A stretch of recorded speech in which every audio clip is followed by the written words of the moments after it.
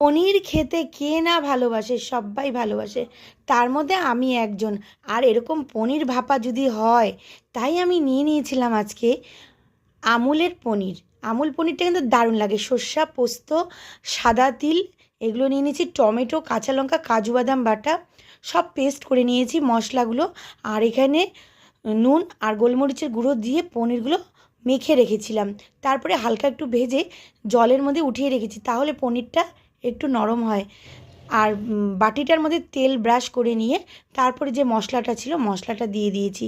তারপর ভেজে রাখা হালকা হালকা পনিরটা যে ভেজে রেখেছিলাম পনিরটার মধ্যে দিয়ে দিয়েছি। আর একটুখানি নুন হলুদ দিয়ে কাঁচা লঙ্কা চিড়ে আর কাঁচা সর্ষের তেল দিয়ে ভালো করে এটাকে নেড়ে চেড়ে এটাকে ঢাকনাটা লাগিয়ে দিলাম।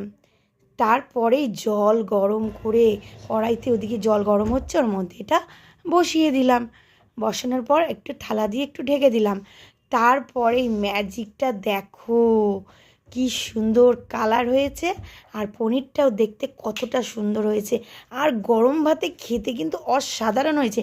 নিরামিষ দিনে তোমরাও বানাও, খাও। ভিডিওটা লাইক করো, শেয়ার করো, টাটা।